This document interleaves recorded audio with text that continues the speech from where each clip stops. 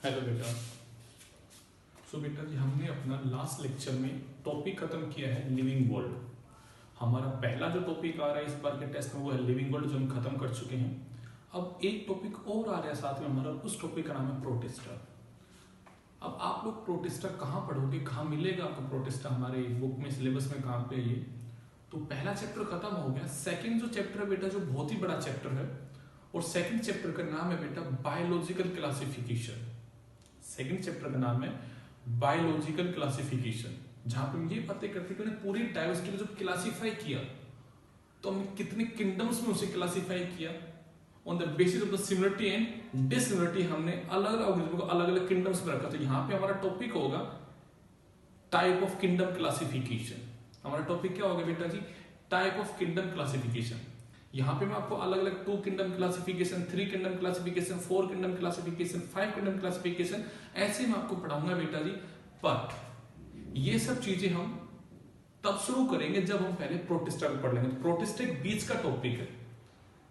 मैं आपको बता दूं, अपने 9th क्लास में पढ़ा होगा बेटा जी। R.H. विटेकर ने जब 5 किंगडम क्लासिफिकेशन आया था, मैंने सेंटेंस का नाम बोला बेटा जी R.H. विटेकर, जिसने जब 5 किंगडम क्लासिफिकेशन दिया तो उसने कहा था कि 5 दुनिया में किंगडम है। एक का उसने नाम रखा था बेटा जी मोनेरा, एक का नाम था बेटा जी प्रोटिस्टा, एक का नाम था बेटा जी फंगाई, एक का नाम था बेटा जी यहाँ पे आपका प्लांटी, और एक का नाम था बेटा जी एनिमलिया।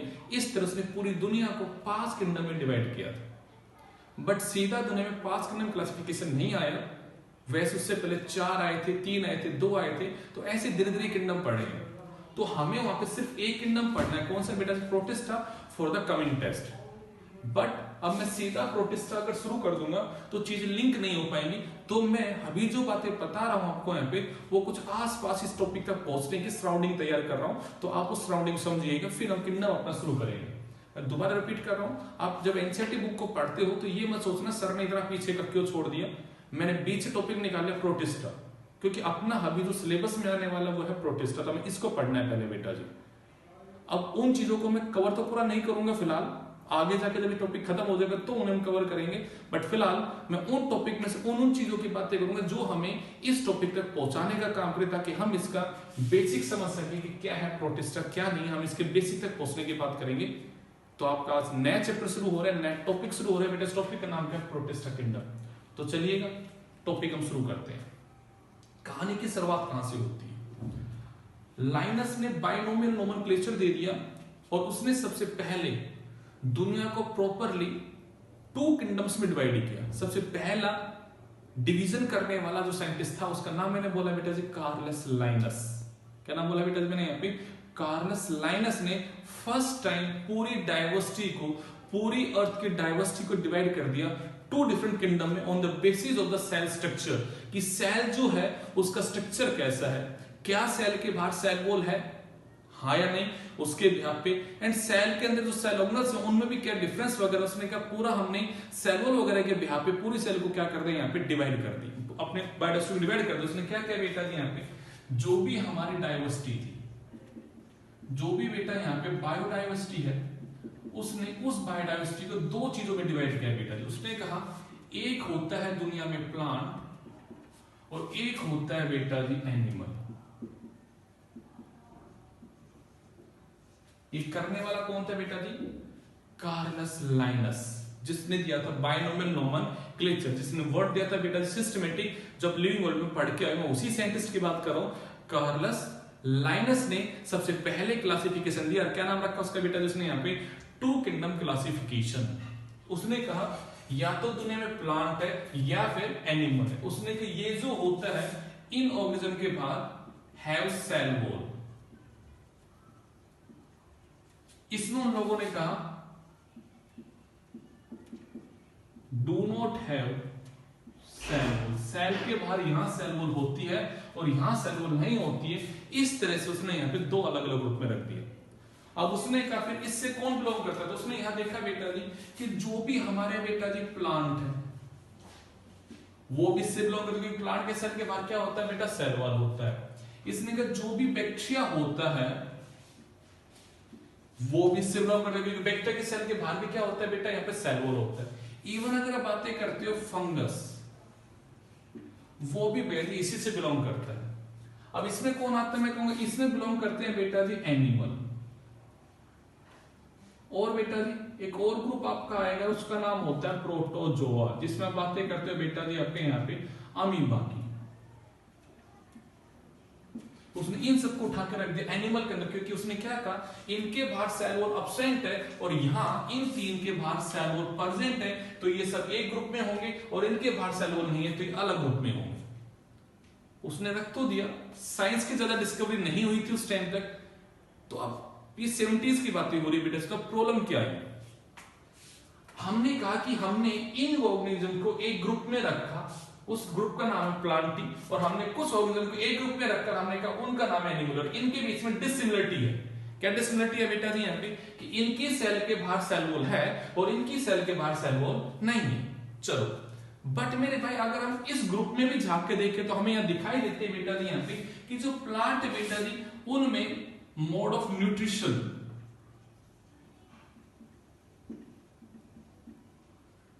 में भी क्या है बेटा जी, यहाँ पे आपकी डाइवर्सिटी है। मतलब एक ही ग्रुप में रखे हुए यहाँ पे, बट इन सबका मोड एक जैसा नहीं, इनका खाना बनाने का तरीका एक ऐसा है बेटा जी यहाँ पे अलग अलग है। मैं कहूंगा इनका मोड ऑफ न्यूट्रिशन जो वो बिल्कुल ही कैसा है बेटा जी यहाँ पे आपका डिफर करता है।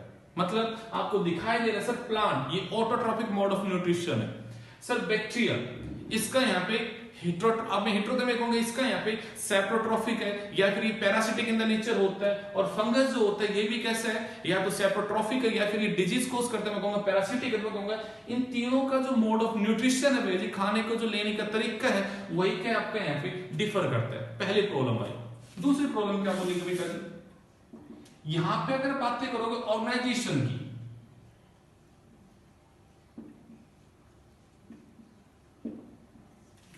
बातें करते हैं ऑर्गेनाइजेशन की, मतलब प्लांट जो एक हायर ग्रुप में आता है, जो डिफरेंट टाइप के सेल से डिफरेंट टाइप के टिश्यू से मिलके बना हुआ है बेटा जी। फंगस जो होता है इसमें बड़े सिंपल टाइप के लूज टिश्यू होते हैं, मतलब टिश्यू भी वेल डेवलप नहीं है। और जबकि बैक्टीरिया जो होता है बेटा जी तो यूनिसेलुलर सेल है। दोबारा वर्ड को सुनना, उसने कहा कि यहाँ पे जो आपने जो टाइप ऑफ ऑर्गेनिज्म प्लेस किए हैं, क्या उन सबका ऑर्गेनाइजेशन, क्या उनका बॉडी का डिजाइन सबका सेम है। आपने कहा प्लांट जो होता है ये मिलके बना है बेटा जी टिश्यू से, और टिश्यू में भी मिलके क्या बना है बेटा जी यहाँ पे ऑर्गन तक बने हुए होते हैं। मतलब आपको यहां दिखाई देगा there is a cell and similar cell की टाइप में ग्रुप बनाया बेटा जी टिश्यू, और डिफरेंट टाइप के टिश्यू ने ग्रुप मिला के बेटा एक ही काम को परफॉर्म किया। आपने कहा यहाँ पे क्या दिखाई देगा, ऑर्गन तक का ऑर्गेनाइजेशन दिखाई देगा। इन the case of the fungi हमें यहाँ पे दिखाई देंगे लूज टिश्यू, मतलब टिश्यू भी अभी तक वेल डेवलप नहीं हुए, बट यस मैं कह सकता हूं टिश्यू यहाँ पे डेवलप हो गए थे, बट प्रॉपर टिश्यू ना होकर टिश्यू कैसे बेटा जी यहाँ पे लूज टिश्यू की ऑर्गेनाइजेशन।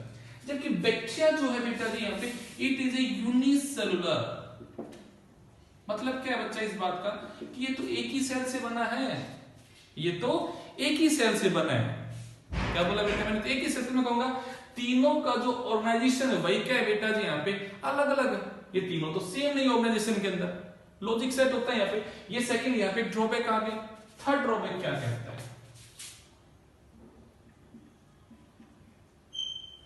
Type of cell.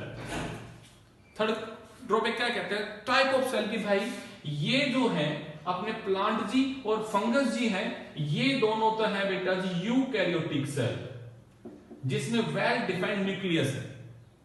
और आपने कहा ये जो बैक्टीरिया है बेटा जी it is a prokaryotic cell, मतलब एक ऐसी सेल जिसमें वेल डिफाइंड न्यूक्लियस नहीं है और कोई भी मेम्ब्रेन बाउंड सेल न्यूक्लियस नहीं है। वो कौन है बेटा जी आपका यहाँ पे बैक्टीरिया है। दोबारा वर्ड को सुनना, उसने कहा इस प्लांटी वाले ग्रुप में जो तीन आपने टाइप ऑर्गेनिज्म को रखे हैं उन तीनों का जो बेटा जी टाइप ऑफ सेल है वो अलग अलग है। प्लांट जो है वो एक यूकैरियोटिक सेल से बना है, वो एक मल्टी सेलुलर है। फंगस जो है ये यूकैरियोटिक सेल से बना है और मल्टी सेलुलर है और उसमें लूज टाइप के टिश्यू है। बट बैक्टीरिया तो एक ही सेल का बना और बैक्टीरिया के अंदर तो सेल भी यूकैरियोटिक नहीं है, प्रोकैरियोटिक सेल है। मतलब एक ऐसी सेल है जिसके अंदर ना तो वेल डिफाइंड न्यूक्लियस है ना जिसमें कोई मेम्ब्रेन बाउंड न्यूक्लियस है, ऐसी कोई चीज है ही नहीं। तो सबसे सिंपलेस्ट टाइप के सेल से बना है। किससे बेटा जी यहाँ पे प्रोकैरियोटिक सेल से बना है। तो मतलब आपने कहा कि सर हम ग्रुपिंग जब करते हैं तो इस बिहाफ पे करते हैं कि उसमें सिमिलर टाइप की सेल होनी चाहिए। हम ग्रुपिंग करते हैं सिमिलरिटी और डिसिमिलरिटी के बिहार पे। जब मैंने क्लासिफिकेशन आपको पढ़ा, मैंने एक लाइन बोली थी बेटा जी कि हम चीजों की ग्रुपिंग करते हैं सिमिलरिटी और डिसिमिलरिटी के बिहार पे। तो आपने इनके अलग अलग ग्रुपिंग कर दी on the basis of the dissimilarity, that कि इसके बाहर सेल वॉल और इसके बाहर सेल वॉल नहीं है। यहां तक बात समझ में आई। बट इसमें जो टाइप ऑफ ऑर्गेनिज्म बैठे हैं, क्या उनमें सच में सिमिलरिटी भी है? क्या उसमें सच में सिमिलरिटी भी है? आपने कहा नहीं भाई, उसमें तो बड़ी हमें डाइवर्सिटी दिखाई दे रही है, बड़ा हमें बदलाव, बड़ा हमें डिफरेंट डिफरेंट टाइप की चीज दिखाई दे रही है। किस वे में बेटा जी? यहाँ पे वहां पे न्यूट्रिशन भी एक नहीं है, वहां पे ऑर्गेनाइजेशन भी डिफर करती है, एंड इवन आपकी टाइप ऑफ सेल भी सेम नहीं है, टाइप ऑफ सेल्स भी कैसी बेटा जी वहां पे आपकी अलग अलग है। इट मींस ये हमने रख तो दिया ग्रुप में यहाँ पे, बट ये एक्सेप्टेबल नहीं था कि भाई आप इसी ग्रुप में ये जो ऑर्गेनिज्म प्लेस कर रहे हो वो तो किसी प्रकार से ग्रुप में रखने लायक है ही नहीं, उनमें तो कोई सिमिलरिटी हमें नजर ही नहीं आ रही। Getting my point? यहां पे आप देखोगे तो मैं कहूंगा प्रोटोजोआ जो है बेटा जी ये एक सेल का बना है, इट इज यूनिसेलुलर। और जो बेटा जी एनिमल होते हैं, मैं कहूंगा एनिमल जो मेनली यहाँ पे बैठे हैं वो क्या है बेटा जी आपका यहाँ पे मल्टीसेलुलर ग्रुप में आते हैं। तो कुल मिला के बात ऐसी थी मेरे भाई, यहाँ पे इन्होंने प्लेस तो कर दिया, दो किंगडम तो बना दिए, बट ये किंगडम में बहुत सारी हमें ड्रॉबैक्स दिखाई दे रहे थे, हमें इसमें बहुत सारी प्रॉब्लम आ रही थी। तो पेपर को ऐसे पूछे who give two kingdom classification, तो साइंटिस्ट का नाम क्या है बेटा जी यहाँ पे? Carolus Linnaeus. क्या नाम बेटा जी? कार्लस लाइनस ने टू किंगडम क्लासिफिकेशन दिया। यहां तक की बात समझ में आती है। अब आता है थ्री किंगडम क्लासिफिकेशन जो अपने काम का है बेटा। ये तो था बेटा टू किंगडम क्लासिफिकेशन। अब आता है अगला टॉपिक, साइंटिस्ट यहां पे जो आया उसका नाम था बेटा जी अर्नेस्ट हैक्ल।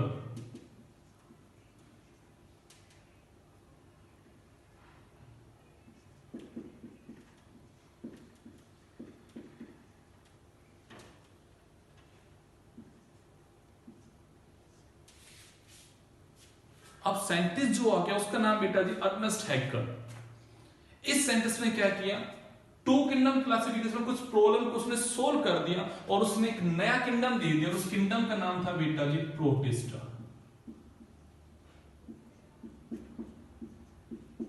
तो आपके काम का पहला क्वेश्चन बन गया, name the scientist who give the kingdom protista. अब पढ़ने वाले भी क्या हो बेटा जी? यहाँ पे प्रोटिस्टा पढ़ने वाले हो, तो प्रोटिस्टा किंगडम का नाम देने वाला, इस किंगडम को बनाने वाला जो साइंटिस्ट था वो कौन था? यहाँ पे अर्नेस्ट हैक्ल ने ये टर्म दिया था। मैं नाम क्या बोला बेटा जी? अर्नेस्ट हैक्ल ने टर्म दिया था यहाँ पे प्रोटिस्टा।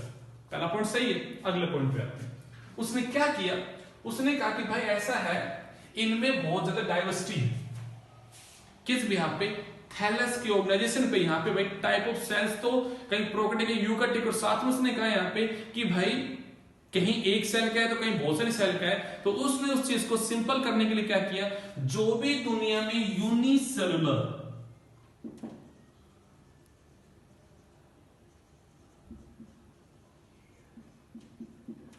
यूकैरियोटिक ऑर्गेनिज्म थे उसका उसने अलग से किंगडम बना दिया। किनका बेटा जी? यहाँ पे यूनिसेलुलर यूकैरियोटिक का उसने अलग से किंगडम बना दिया, और उस किंगडम का नाम क्या रखा बेटा जी? यहाँ पे प्रोटिस्टा। अब आता है आपका सेकंड क्वेश्चन। पहला क्वेश्चन क्या था बेटा जी? Who give the term protista. तो वो कौन है बेटा जी? यहाँ पे अर्नेस्ट हैक्ल। नाउ अगला वर्ड आता है प्रोटिस्टा से कौन बिलोंग करते हैं? तो मैं कहूंगा प्रोटिस्टा से कौन बिलोंग करते हैं बेटा जी? यहाँ पे ऑल यूनिसेलुलर यूकैरियोटिक ऑर्गेनिज्म। मतलब सेल का टाइप कैसा होना चाहिए? यहाँ पे यूकैरियोटिक होना चाहिए, बट उसमें नंबर ऑफ सेल कितनी होनी चाहिए? एक ही सेल का अगर कोई ऑर्गेनिज्म बना हुआ है और उसकी सेल का टाइप कैसा है बेटा जी? यहाँ पे यूकैरियोटिक है, तो मैं कहूंगा ऐसा जो ऑर्गेनिज्म होगा वो बिलोंग करेगा बेटा जी यहाँ पे विद द प्रोटिस्टा। तो आपको ये जो किंगडम उसकी मैंने दो बातें बता दी, द टर्म प्रोटिस्टा, और मैं कहूंगा kingdom protista is given by Ernst Haeckel, and all the unicellular eukaryotic organisms belong to the protista kingdom। आपको दो बातें मैंने इस किंगडम के बारे में समझा दी। मैंने फिर दोबारा दोहराता हूं बेटा, मैं यहाँ पे आपको किंगडम क्लासिफिकेशन नहीं समझा रहा हूं, मैं इस टॉपिक तक समझने के बाद कहूं, क्योंकि मुझे यहाँ पढ़ाना क्या है बेटा, जब प्रोटिस्टा पढ़ाना है, ये सब किंगडम क्लासिफिकेशन हम अपने आगे जब प्रोटिस्टा को खत्म कर देंगे तो हम इन्हें दोबारा से आपको पढ़ाएंगे, और बहुत सारी बातें होंगी इनके आसपास की, वो सब बातें हम जब करेंगे जब हमें उस टॉपिक को पढ़ना होगा। फिलहाल हमारे एग्जाम में प्रोटिस्टा, हम सिर्फ प्रोटिस्टा तक पहुंचने की बात कर रहे हैं कि प्रोटिस्टा देने वाला कौन था और कौन उससे बिलोंग करता, हम उसके आसपास के सराउंडिंग को क्रिएट कर रहे हैं। That's it. चलिएगा, अब पॉइंट आता है सर प्रोटिस्टा क्या है। तो हम अगर इवोल्यूशन को समझ के देखें, हम बेटा जी इवोल्यूशन को समझ के देखें, तो हम एक इवोल्यूशन को समझ के देखते हैं। क्या भैया जी, हमने कहा भाई यहां पे हमें दिखाई देता है सबसे पहला जो किंगडम आया, आर.एच. व्हिटेकर की बात कर रहा हूं बेटा जी, किसकी बात कर रहा हूं, आर.एच. व्हिटेकर के 5 किंगडम में। तो उसने कहा क्या, सबसे पहला जो किंगडम आता है बेटा जी उसका नाम होता है मोनेरा। इससे कौन बिलोंग करते हैं बेटा जी, यहां पे इससे बिलोंग करते हैं बेटा जी यूनिसेलुलर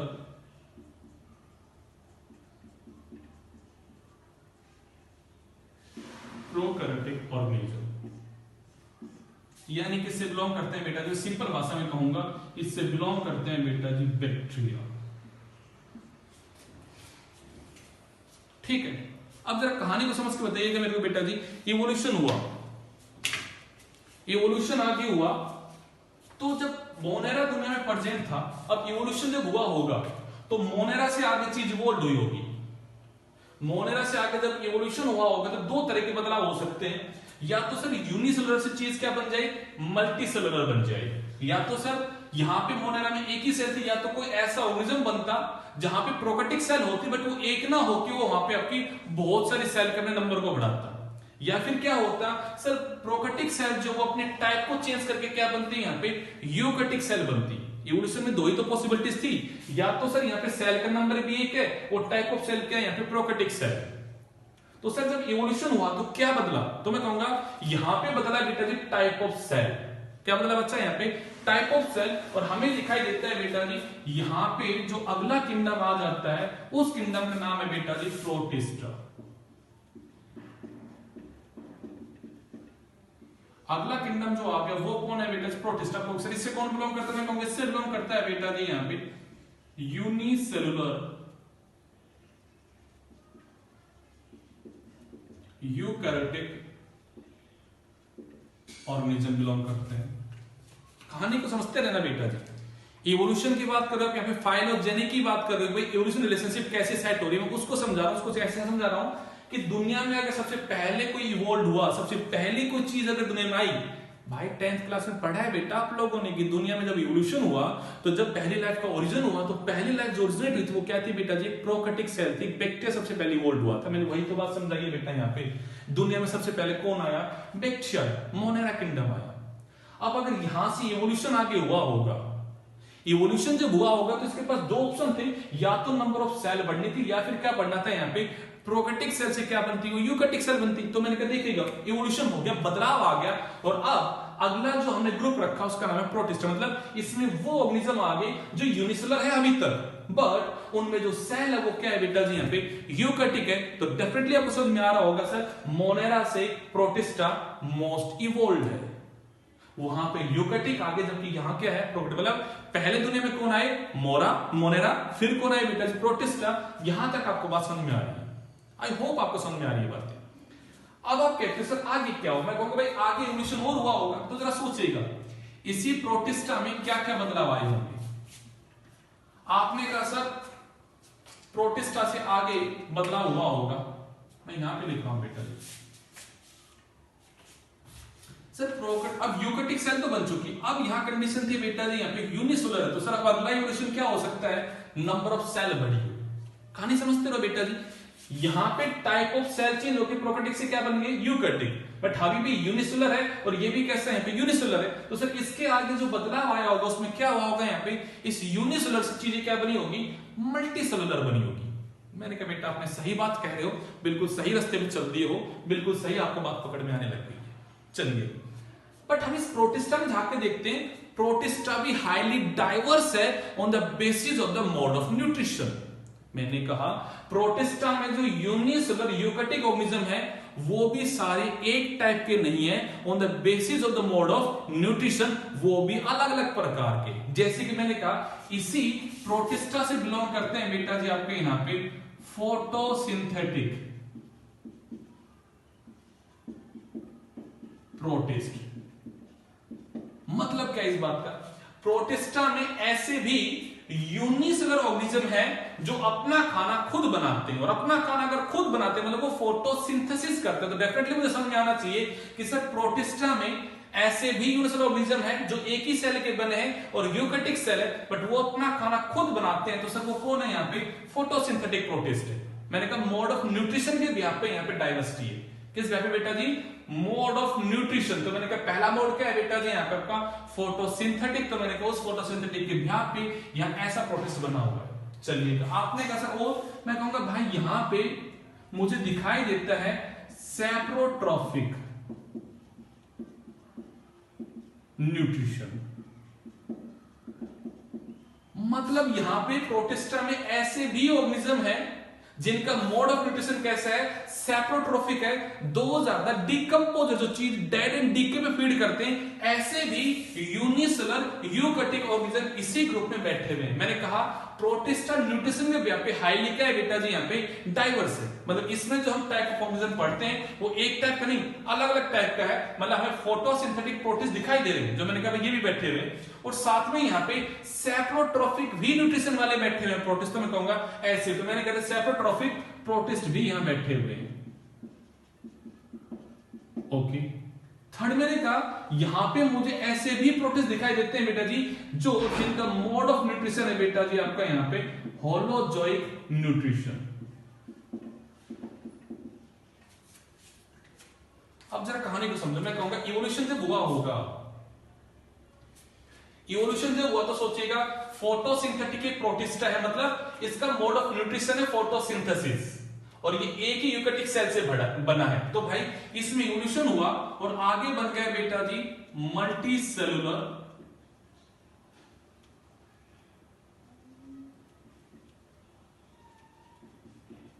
और यूकैरियोटिक बने बेटा। तो सोचो यही जब फोटोसिंथेटिक प्रोटिस्ट आगे इवोल्व हुए होंगे तो मैं कहूंगा इन्हीं से ही आगे इवोल्व हो गया बेटा जी प्लांट। इन्हीं से कौन इवोल्व हो गया बेटा जी, प्लांट इवोल्व हो गया। क्योंकि आप कहते हैं प्लांट जो होते हैं वो मल्टी सेलुलर है। कैसे मल्टी सेलुलर है, और उनकी यूट्रोफिक यूकैरियोटिक उनकी क्या सेल का टाइप है, और सर वो अपना खाना खुद बनाते हैं। मतलब इन्हीं में ही इवोल्यूशन होके क्या बने होंगे, प्लांट बने होंगे। चलिए आपने कहा सैप्रोट्रोफिक, मैं कहूंगा भाई इसी से ही आगे इवोल्व होके बन गए फंगाई।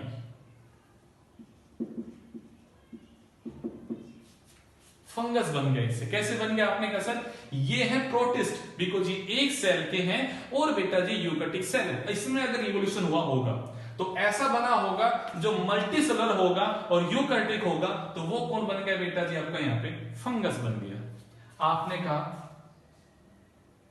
सर इससे जब इवॉल्व हुए होंगे तो ऐसे ऑर्गेनिज्म निकले होंगे जिनका मोड कैसा होगा, होलोजोइक होगा। तो आपको पता है बेटा जी एनिमल का जो मोड ऑफ न्यूट्रिशन है वो कैसा है बेटा जी यहाँ पे होलोजोइक है।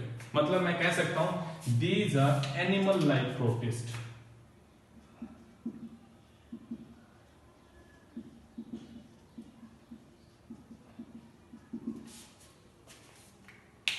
अब जो कहानी समझो उस कहानी को समझ लो एक बार दोबारा से। सबसे पहले कौन है बेटा जी, मोनेरा। मोनेरा में कौन है बेटा जी, यूनिसेलुलर और प्रोकैरियोटिक ऑर्गेनिज्म है। इवोल्यूशन हुआ तो अगला ग्रुप जो है वो प्रोटिस्ट है। सर उससे कौन बिलोंग करेगा भाई, सोचो ना, या तो यूनिसेलुलर से मल्टीसेलुलर बनना चाहिए या फिर प्रोकैरियोटिक सेल से यूकैरियोटिक। तो मैंने कहा भाई मुझे दिखाई इवोल्यूशन में कि प्रोकैरियोटिक के बाद क्या बन गया, यूकैरियोटिक बन गया, बट अभी भी नंबर का सेल एक ही है। Okay protist.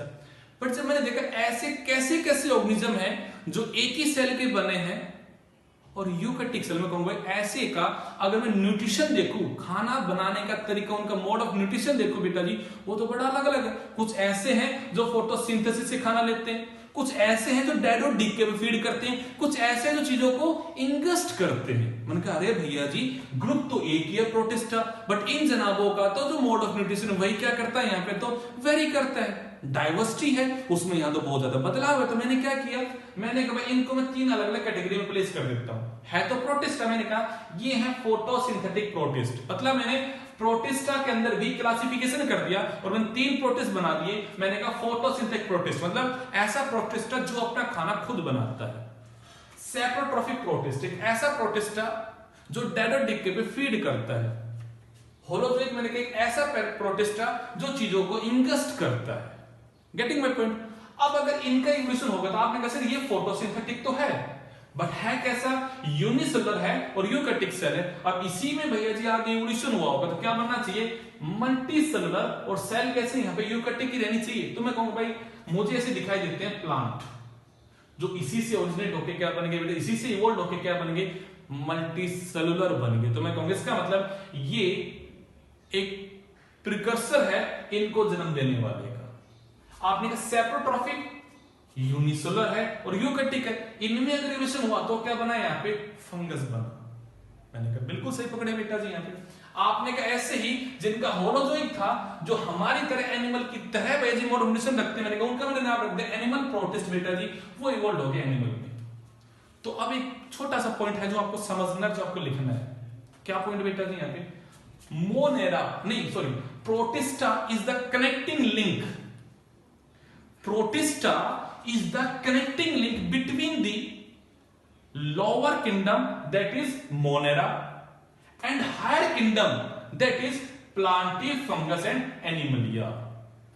दोबारा बोल देता हूं, Protista is the connecting link, Protista is the connecting link between the lower kingdom that is Monera and the higher kingdom that is Plantae fungi and Animalia. इनको अगर आपस में कोई जोड़ता है इन हायर ग्रुप को लोअर से तो वो कौन है बेटा जी, यहाँ पे प्रोटिस्ट है। आई होप आपको बात पकड़ में आ गई होगी। ये चार्ट भी बना सकते हो यहाँ पे और लाइन जो समझाई उसको समझ सकते हो यहाँ पे बेटा जी, कोई बात नहीं। यहाँ पे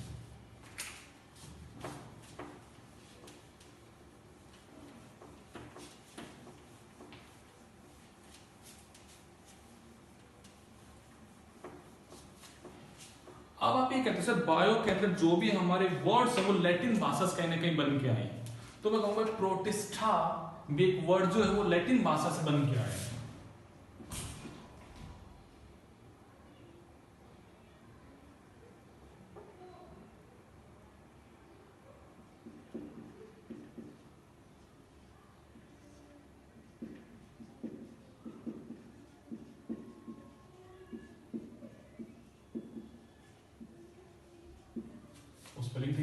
प्रोटिस्ट है, ऐसे मैंने गलत लगा रखा था, हाँ देखेगा बेटा जी। हमने कहा बेटा जी सबसे पहले कि प्रोटिस्टा जो एक वर्ड है वो एक लैटिन के वर्ड से बना है, और लैटिन का वर्ड क्या है बेटा जी यहाँ पे, प्रोटिस्टोस। ये एक लैटिन का वर्ड है जिससे क्या बना बेटा जी यहाँ पे, प्रोटिस्टा बना। जिससे क्या बना बेटा जी यहाँ पे, प्रोटिस्टा बना। और ये जो लैटिन का वर्ड है इसका मतलब क्या होता है, फर्स्ट फॉर्म और प्राइमरी, मतलब the first eukaryotic organism, the first eukaryotic organism जिस किंगडम से बिलोंग करते हैं उस किंगडम का नाम क्या है बेटा जी यहाँ पे, प्रोटिस्टा। मतलब सबसे पहले इवोल्व यानी कि यूनिसेलुलर प्रोटिस्टा वाला जो यूनिसेलुलर यूकैरियोटिक वाला जो ग्रुप है वो कौन है बेटा जी यहाँ पे, प्रोटिस्टा है। ये सब इसका लैटिन का मतलब होता है। चलिएगा बेटा आपने पॉइंट क्या क्या जान लिया। ये एक लैटिन की भाषा से बने नाम क्या है बेटा, प्रिस्टोस। आपने का उसका मतलब होता है फर्स्ट फॉर्म और प्राइमरी। टर्म देने वाला कौन था बेटा जी यहाँ पे, आपका अर्नेस्ट हैक्कल। इससे कौन बिलोंग करते हैं बेटा जी यहाँ पे, ऑल यूनिसेलुलर यूकैरियोटिक सेल। ये डाइवर्स है इन द मोड ऑफ न्यूट्रिशन में। यहां पे आपको दिखाई देता है फोटोसिंथेसिस भी दिखाई देता है बेटा, सेप्रोट्रॉफी पर दिखाई देता है, यहाँ पे होलोजोइक में कहूंगा ये highly diverse in the mode of nutrition में। एंड चौथा मैंने पॉइंट बोला बेटा यहाँ पे, it is act as a connecting link, it is act as a connecting link between the lower kingdom that is monera and the higher kingdom that is plantae fungi and animalia. ये सब बातें जानी। अब मैं बातें करूंगा अगर हमें इसको प्रोटिस्टा को क्लासिफाई करना पड़ता है, क्लासिफाई कैसे करेंगे, तो अब हेडिंग डालेंगे बेटा जी क्लासिफिकेशन ऑफ प्रोटिस्टा। तो मैंने कह दिया मोड ऑफ न्यूट्रिशन के आधार पे ही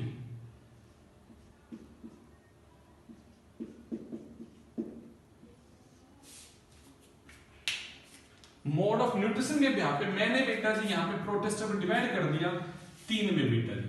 क्या नाम रखा बेटा जी यहाँ पे आपका सबसे पहला फोटोसिंथेटिक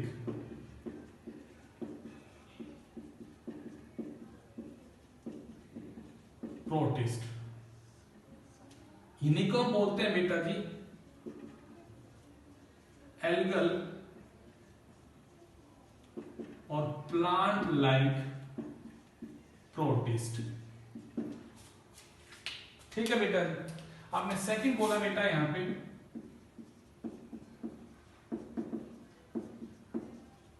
सेप्रोट्रॉफिक प्रोटिस्ट, इन्हीं को बोलते हैं बेटा जी हम यहां पे फंगल लाइक प्रोटिस्ट। ठीक है बेटा जी। आपने थर्ड बोला बेटा यहां पे होलोजोइक प्रोटिस्ट, मतलब जिनका मोड कैसा है यहाँ पे न्यूट्रिशन का होलोजोइक, मैं कहूंगा ये कह रहे हैं बेटा जी यहाँ पे एनिमल लाइक प्रोटिस्ट। तो मतलब हम जब प्रोटिस्टा को पढ़ेंगे तो उसके 3 अलग अलग ग्रुप को पढ़ेंगे। अब इनके एग्जांपल क्या क्या, इनमें हम क्या क्या पढ़ेंगे, तो बातें करते हैं। जब हम बात करेंगे इसमें हम 3 चीजें पढ़ेंगे बेटा जी। यहाँ पे हम पढ़ेंगे बेटा जी डाई एटम एंड डेसिमेट्स, ये हम पढ़ेंगे एक ग्रुप बेटा जी। फिर हम पढ़ेंगे बेटा जी यहां पे आपका डाइनो फ्लैजिलेट्स, ठीक है। एंड थर्ड हम ग्रुप पढ़ेंगे बेटा जी यहां पे यू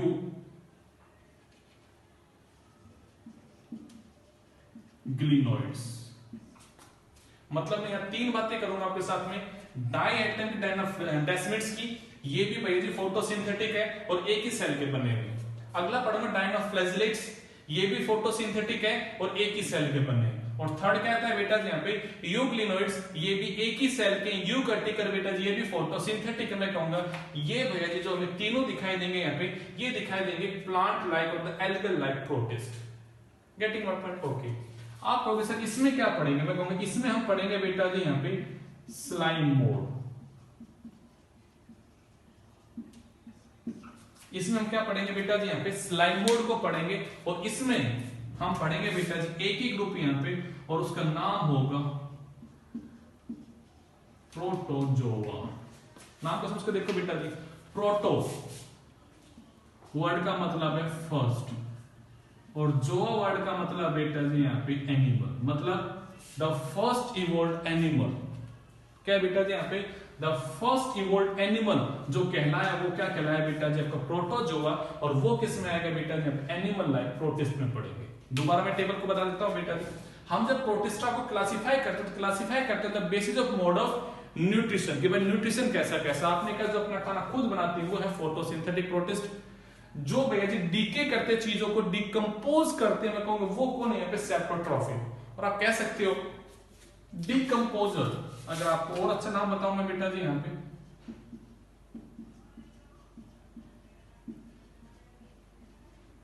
डिकम्पोजर प्रोटिस्ट, या मैं कहूंगा फंगल लाइक प्रोटिस्ट। ठीक है। आपने कहा सर ये जो है वो क्या इससे कौन बिलोंग करेगा, इसमें हम एग्जांपल पढ़ेंगे बेटा जी स्लाइम मोड का। ये फंगस लाइक है, कैसे, क्योंकि इसका मोड ऑफ न्यूट्रिशन जो वो कैसा है बेटा जी यहाँ पे सेप्रोट्रॉफिक है। पढ़ेंगे डिटेल में एक एक चीज को। हमने कहा यहाँ क्या तो हम कहेंगे यहाँ पे हमें पढ़ना है बेटा जी उन प्रोटिस्ट को जिनका मोड ऑफ न्यूट्रिशन कैसा होगा, यहाँ पे होलोजोइक होगा, और उसमें हम कहेंगे वो एनिमल लाइक प्रोटिस्ट। में कहूंगा एनिमल किंगडम का सबसे पहला जो ऑर्गेनिज्म हम पढ़ते हैं वो क्या आता है बेटा जी यहाँ पे प्रोटोजोआ। वो एनिमल किंगडम में नहीं पढ़ते, पढ़ेंगे हम यहाँ पे, बट एनिमल किंगडम की शुरुआत कहां से हुई थी, प्रोटोजोआ से। तो देखो इसका नाम हमने क्या बोला बेटा जी, प्रोटो बोले तो फर्स्ट, जोआ बोले तो एनिमल, मतलब द फर्स्ट इवोल्व्ड एनिमल।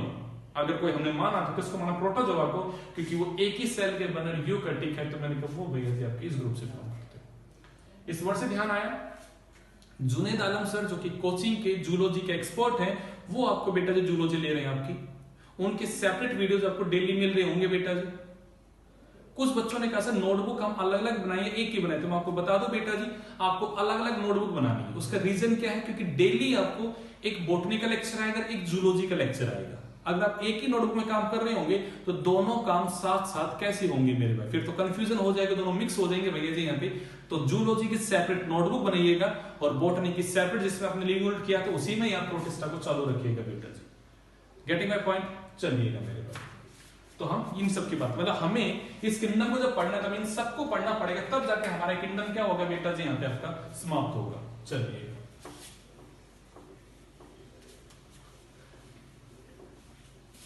अब हम अगला टॉपिक जो पढ़ने वाले हैं वो है बेटा जी यहाँ पे the general characteristic feature of the protista. अगर मैं एक प्रोटिस्टा की सेल को देखूं तो वो उसके क्या कुछ कॉमन फीचर है, चाहे वो कोई भी हो, मुझे उनकी कुछ कॉमन प्रॉपर्टीज वगैरह बताइएगा क्या है क्या नहीं। तो मैं उनकी यहाँ पे प्रॉपर्टीज शुरू करता हूँ यहाँ पे। तो हेडिंग डालेगा बेटा जी यहाँ पे general characteristic features of the protista. क्या हेडिंग है बेटा जी यहाँ पे? General characteristic features of the protista. पहला वर्ड आता है बेटा जी उसके बारे में, और वो वर्ड है बेटा जी यहाँ पे हैबिटेट। मतलब हमें प्रोटिस्टा मिलते कहां है, ये रहते कहां है? तो मैं कहूंगा सबसे अच्छा बेटा जी यहाँ पे दे आर एक्वेटिक।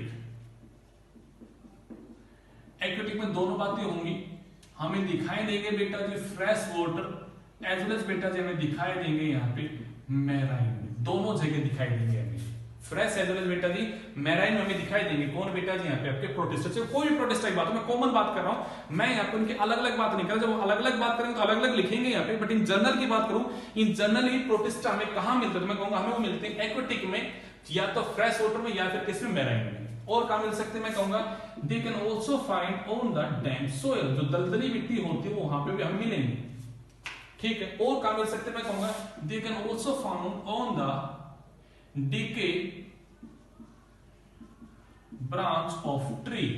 कोई ऐसा ट्री जिसकी ब्रांच डिके हो रही हो, जो सड़ रहा हो, उसके ऊपर भी हमें वो मिल जाएंगे। इवन हमें कुछ ऐसे होंगे या protista that are found within the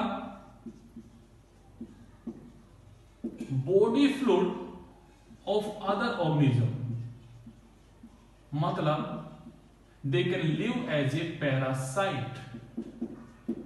ऐसे भी मिलेंगे हमें यहां पे जो ऐसे हैं जो पैरासाइट की तरह रहते हैं, मतलब दूसरे की बॉडी के अंदर रहते हैं, दूसरे की बॉडी फ्लूइड में अपने आप को ग्रो करते हैं, ऐसे भी दिखाई देंगे। दोबारा वर्ड को समझना, मैंने कहा प्रोटिस्टा किंगडम का जनरली मैं कहूं हैबिटेट कैसे, मैं कहूं भाई उनका हैबिटेट जो वो कैसा है? एक्वेटिक है। मतलब वो फ्रेश वाटर जो मैदान दोनों मिल सकते हैं, इवन वो हमें डैम्प सोइल पे भी मिल जाते हैं, इवन वो हमें यहाँ पे decay branch of the tree पे, मतलब कोई ट्री की कोई ब्रांच सड़ रही है, हमारा लॉन वगैरह में जब घास खराब हो रही होती है तो वहां भी वो ग्रो कर सकते हैं। एंड इवन से कुछ तो ऐसे प्रोटिस्ट भी हैं जो एज ए पैरासाइट दूसरे की बॉडी फ्लूइड के अंदर रहता है। तो it's all about the habitat. चलिएगा अगला वर्ड आता है बेटा जी व्हाट अबाउट लोकोमोशन।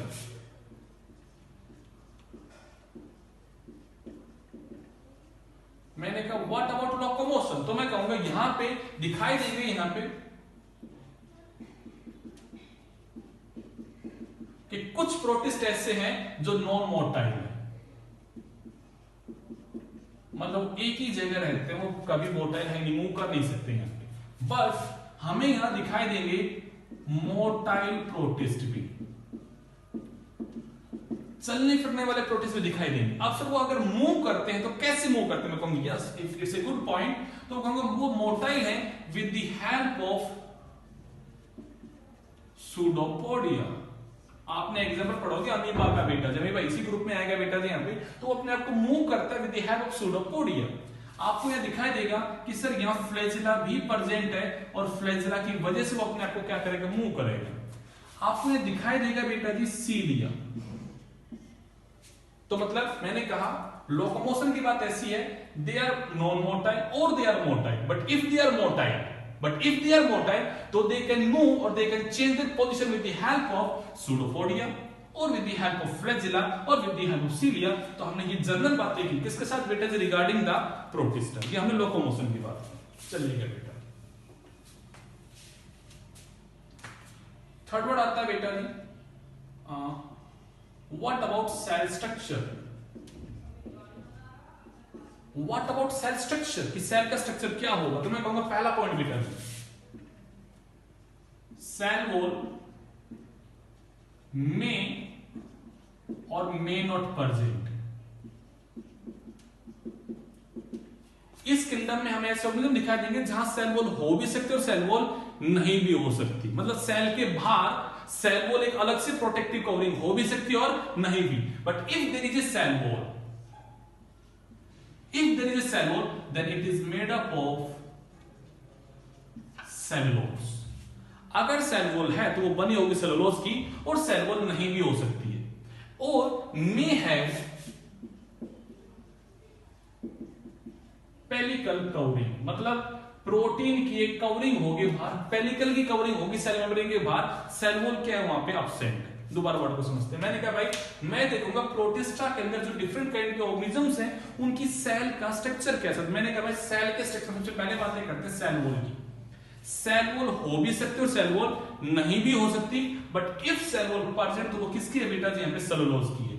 और सेल वॉल एब्सेंट तक मैं कहूंगा या तो एब्सेंट है टोटली, बट ऐसा भी हो सकता है सेल वॉल तो एब्सेंट है बट उसकी जगह क्या बैठा है बेटा जी, यहाँ पे पेलिकल की कवरिंग, एक प्रोटीनियस कवरिंग है बाहर उसके प्रेजेंट है। चलिए अगला वर्ड आता है सर अंदर का स्ट्रक्चर, तो मैं कहूंगा yes, they have well defined nucleus, they have well defined nucleus and all membrane bound cell organelles. मतलब अगर आप सेल को देखोगे तो दिखाई देगा सेंटर में न्यूक्लियस बैठा है और यहाँ पे माइटोकॉन्ड्रिया, लाइसोसोम, आप कहोगे यहाँ पे क्लोरोप्लास्ट, ऐसे जो भी मेम्ब्रेन बाउंड सेल ऑर्गेनेल्स हैं वो भी प्रेजेंट। मैं कहूंगा within the cell there is they have a well defined nucleus and all the membrane bound cell organelles like mitochondria, Golgi body, endoplasmic reticulum, lysosome etc present within the cell। ये हर चीज यहाँ पे क्या होंगी, present होंगी। आप लोगों ने छोटी क्लास में पढ़ा है बेटा 9th क्लास में, प्रोकैरियोटिक सेल में वेल डिफाइंड न्यूक्लियस भी नहीं है और वहां पे ना ही बेटा जी कोई आपका यहाँ पे मेम्ब्रेन बाउंड ऑर्गेनेल्स है। बट आपने वहां पे एक लाइन बोली सर वहां राइबोसोम तो होता है, मैं कहूंगा यस, बट यूकैरियोटिक सेल में यानी कि प्रोटिस्टा में जो राइबोसोम है वो भी उनसे अलग है। कौन सा राइबोसोम बेटा जी, दे हैव ATS राइबोसोम। ये हम पढ़ेंगे सेल के अंदर कैसे कैसे राइबोसोम है। फिलहाल बात को समझिएगा मैंने क्या फॉर्मूला बनाया। मैंने हेडिंग डाली बेटा सेल का स्ट्रक्चर, तो उसमें सबसे पहले मैंने बताया बेटा जी यहाँ पे they may have cell wall और cell wall absent, but if they have then cell wall definitely made up of the cellulose, or they may don't have any cell wall, or they may have a protective covering that is made up of the proteins known as pellicle covering। ठीक है, आपने कहा sir अंदर का, मैं कहूंगा yes definitely अंदर की बात करते हैं। they have a well defined nucleus and all the membrane bound cell organelles, even they have the ATS ribosome, they have ATS ribosome not 70s। Prokaryotic cell bacteria में जो राइबोसोम होता है वो होता है 70s, but they have the ATS ribosome। हम protista kingdom की बात कर रहे हैं बेटा, तो they have the ATS ribosome. Okay, बातें करते हैं यहाँ पे वो रहता कैसे है, तो हमें कहते देखिएगा मैक्सिमम जो प्रोटिस्ट है दे फाउंड सॉलिटरी, मतलब अकेला रहता है, ग्रुप में नहीं रहता। दे लिव सिंगल, वो अकेले रहते हैं। तो मैं कहूंगा ऐसा कोई प्रोटिस्ट जो अकेला रहता है, मैं कहूंगा वो कैसा है बेटा जी यहाँ पे सोलिटरी प्रोटिस्ट। और दे मे लिव इन कॉलोनी, कुछ ऐसे हैं जो कॉलोनी बना के रहेंगे एंड फ्यू ऐसे हैं जो मल्टी न्यूक्लिएटेड की फॉर्म में रहते हैं। मतलब मुझे इनके रहने की भी तीन जैसी, मतलब मैं हैबिट की बात कर रहा हूं, उनकी हैबिट कैसी है, उनके रहने की हैबिट कैसी है। तो मैंने कहा भाई रहने की उनकी हैबिट तीन प्रकार की, आइदर दे लिव सोलिटरी, वो अकेले रहते हैं मतलब सिंगल है, एक है अकेला ही पड़ा है, वो किसी और के साथ नहीं रहे, ग्रुप में नहीं रह रहे, या फिर वो यहाँ पे कॉलोनी के अंदर रह रहे, उनका कॉलोनियल फॉर्म भी एग्जिस्ट करती है। और यहाँ पे मल्टी न्यूक्लियस, मतलब सेल तो एक है बट उसमें नंबर ऑफ न्यूक्लियस बहुत सारे बढ़ गए। अब अगर ये न्यूक्लियस बढ़ेंगे, मैं कहूंगा it can grow up to the several metre in the size, वो सेवरल मीटर तक साइज में बढ़ जाएगा बेटा जी, यहाँ पे आपका बहुत बड़ा बड़ा सा हो जाएगा। ऐसी कंडीशन भी मुझे यहाँ दिखाई देगी प्रोटिस्टा के अंदर। ठीक है, तो मैं कहूंगा यहाँ पे protista are microscopic as well as of the large size.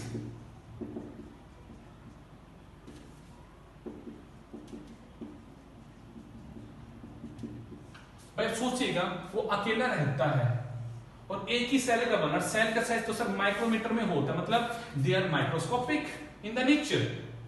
But अगर सर वो कॉलोनी बना के रह रहा है, इवन मैं बात करूं यहाँ पे मल्टी न्यूक्लिएट कंडीशन में रहता है और वो इस तरह से न्यूक्लियस का नंबर बढ़ा बढ़ा के अपने साइज को बढ़ा लेता है। सेल तो एक ही है बट इतना न्यूक्लियस डिवाइड हो गया कि भाई उसका साइज बहुत ज्यादा बढ़ जाता है and it can even exist in the metres of the height. वो उसके जो साइज होगा कितना होगा बेटा जी यहाँ पे सेवरल मीटर्स का हो जाएगा। तो मैंने कहा इट इज ऑल्सो माइक्रोस्कोपिक और लार्ज इन साइज।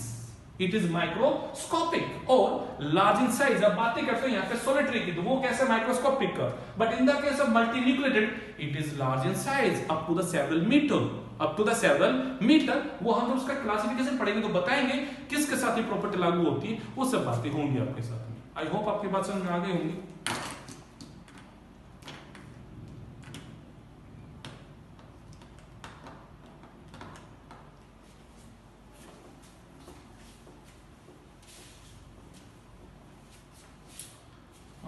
और इसके बारे में कुछ खास बात क्या करें इसके बारे में?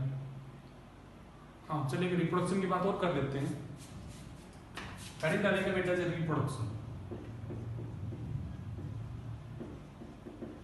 तो उसमें लिखो बेटा जी they can reproduce via both sexually as well as asexually. हमें दिखाई देगा बेटा जी वो अपने आप को asexually as well as sexually दोनों तरह से रिप्रोड्यूस करेगा। अब यहां पॉइंट को समझना, वो जब अपने आप को एसेक्सुअली रिप्रोड्यूस करेगा तो may be it can divide by the process of fission, by the process of the fission, or you can say that it can divide by the process of budding, or it can divide by the formation of spore। मतलब मैं कह रहा हूं उसमें reproduction दिखाई देगा दोनों तरह का, सेक्सुअली और एसेक्सुअली। तो मैं कहूंगा जब वो सेक्सुअली एसेक्सुअली करेगा तो मे बी वो फ्यूजन कर सकता है, बडिंग कर सकता है, या फिर वो स्पोर फॉर्मेशन कर सकता है।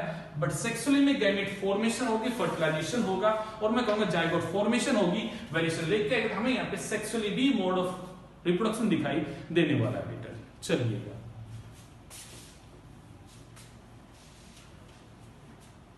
It's all about the general features of the protista. अब हम नेक्स्ट क्लास में शुरू करेंगे बेटा जी यहाँ पे जो हमने हेडिंग डाली थी type of the protista, classification of protista. सबसे पहला पढ़ना शुरू करेंगे बेटा जी यहाँ पे फोटोसिंथेटिक प्रोटिस्टा। मतलब ये सिर्फ एक ब्रीफ इंट्रोडक्शन था, अब हमारा टॉपिक शुरू हो जाएगा बेटा जी यहाँ पे। पहला होगा बेटा जी फोटोसिंथेटिक प्रोटिस्टा में हम शुरू करेंगे बेटा जी। आपको सबसे पहले पढ़ना है बेटा जी डायटम डायनो फ्लैजेलेट्स, उनकी फाइलम क्या, उनके फीचर्स क्या, वो हम पढ़ेंगे। तो बेटा जी हमें यहाँ पे अब एक एक को पढ़ना शुरू करना है। बड़ा इंपॉर्टेंट टॉपिक है, पढ़ने में मजा आएगा, इंटरेस्टिंग टॉपिक है, कुछ बोरिंग नहीं है, बस समझ लेना। यहाँ पे मैं जिसकी बातें करूँ सबके सब यूनिसेलुलर है और वो बेटा जी यूकैरियोटिक सेल है। चलेगा, it's all about today's lecture. अपना ध्यान रखिएगा, डाउट्स वगैरह पूछते रहिएगा। अब बेटा जी सिलेबस ने रिदम पकड़ ली है। नाउ आपको घर पे बहुत ज्यादा टाइम देना है बेटा जी। आपको जूलॉजी और बॉटनी के रेगुलर लेक्चर्स मिलेंगे। इट मींस आपको घर पे अब काम ज्यादा मिलेगा। मैं अपने यहां से हैंड रिटन नोट्स भेजता रहूंगा आप लोगों को, साथ में आप इसको देखते रहिएगा वीडियो को अच्छे से। अपना टाइम बढ़ाइएगा, ड्यूरेशन बढ़ाइएगा। फिर बोल रहा हूं, आज जो लास्ट लेक्चर बात बोली वो फिर बार बोल रहा हूं, अगर स्कोर करना एक अच्छी रैंक बनानी है तो 360 मार्क्स बायो के हाथ में, मतलब 50% वेटेज बायो रखता है। आप जो 4 तरह का टेस्ट देने वाले उसमें अगर आपने बायो को लाइट ले लिया, पहला टेस्ट है, अच्छी रैंक नहीं बन सकते अगर आपने बायो को हल्के में ले लिया तो। 50% अकेला बायो, और आपको रिजल्ट में दिखाई देगा जिसने बायो में बाजी मारी वो बाजी मारेगा आगे तक। याद रखना बेटा इस बात को। Now it's your on choice, आप क्या सोचते हो, बट इंपॉर्टेंस दीजिएगा। मेडिकल का मतलब बायो से है बेटा, यहां वेटेज बायो का है। आपको नीट क्वालिफाई करना है, डॉक्टर बनने के लिए बायो का जानना जरूरी है। डॉक्टर बनने के लिए बायो का जानना जरूरी है, तो इसमें इंटरेस्ट के सेट कीजिएगा। डाउट आते हैं पूछिएगा, अपना टाइम बढ़ाइएगा। कुछ बच्चे बहुत अच्छा रिस्पॉन्ड कर रहे हैं, मैं खासकर बात करूंगा रौनक की, बड़े अच्छे से बातें होती हैं उनसे, मुस्कान गुड़िया है, मतलब इन लोगों से इंटरेक्शन होते हैं, डाउट्स वगैरह पूछते हैं, अच्छा लगता है। आप लोग भी प्लीज जुड़िएगा और डाउट्स पूछिएगा। Thank you very much and it's all about today's lecture.